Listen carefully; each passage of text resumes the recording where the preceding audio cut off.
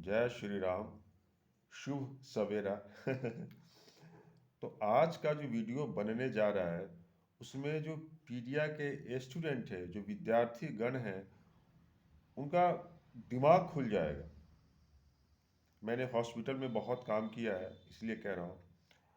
तो एक जो ड्रग है वो बहुत ही सामान्य रूप से उपयोग होता है हॉस्पिटल में, जिसका नाम है फिनोबार्बिचुएट।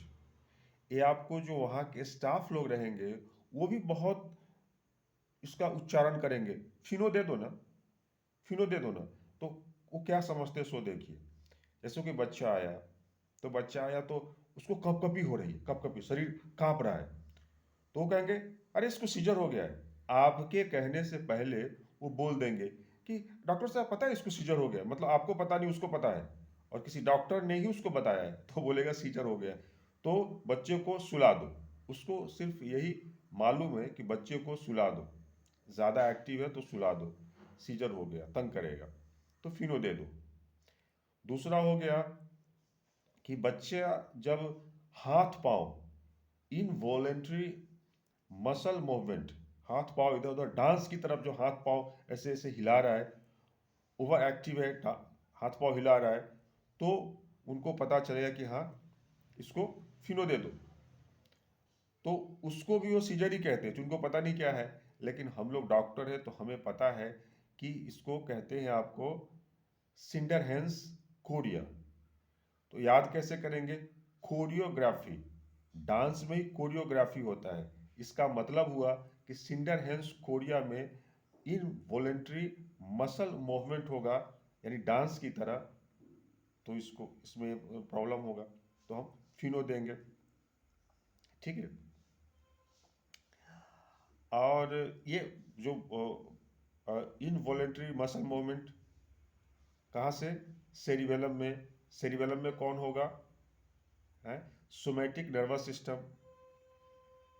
सोमैटिक नर्वस सिस्टम में जो मोटर पार्ट होता है, सेंसरी नहीं, मोटर पार्ट जो होता है, वही जो जो मसल मूवमेंट है उसको रेगुलेट करेगा। तो ये हो गया।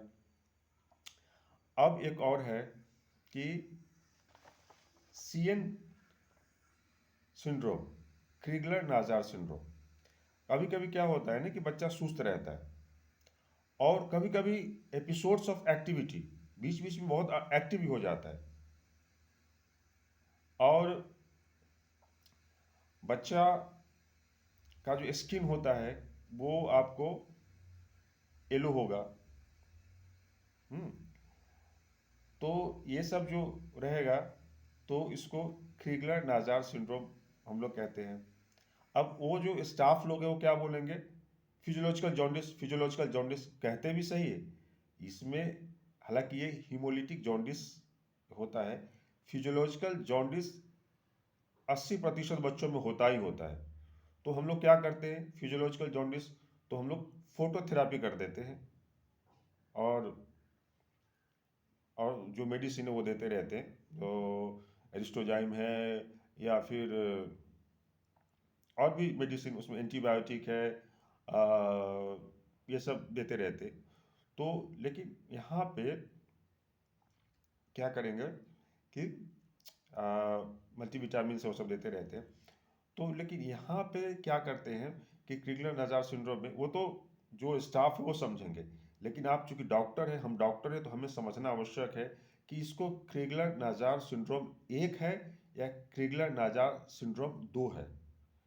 तो देखिए, एक में क्या होता है कि अनकंजुगेटेड, या दो में, दोनों में क्रिगलर नाजार सिंड्रोम चाहे एक हो या दो हो, दोनों में अनकंजुगेटेड हाइपर बिलीरूबिनीमिया होता है। मतलब ब्लड में जो बिलीरुबिन है, बिलीरुबिन कैसे बनता है? आरबीसी के टूटने से बिलीरुबिन बनता है।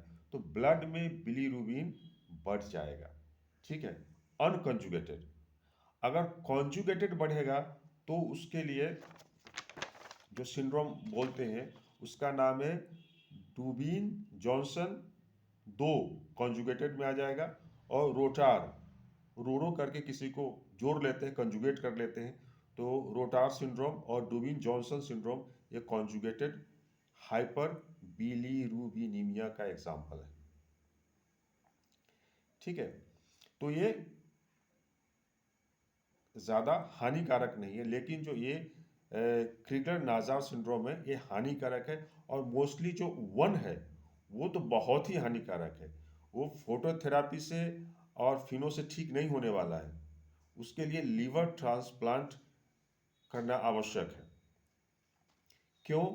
क्योंकि देखिए, ये जो फिनो करता क्या है, फिनो का जो काम है वो आपको यूजीटी जो है,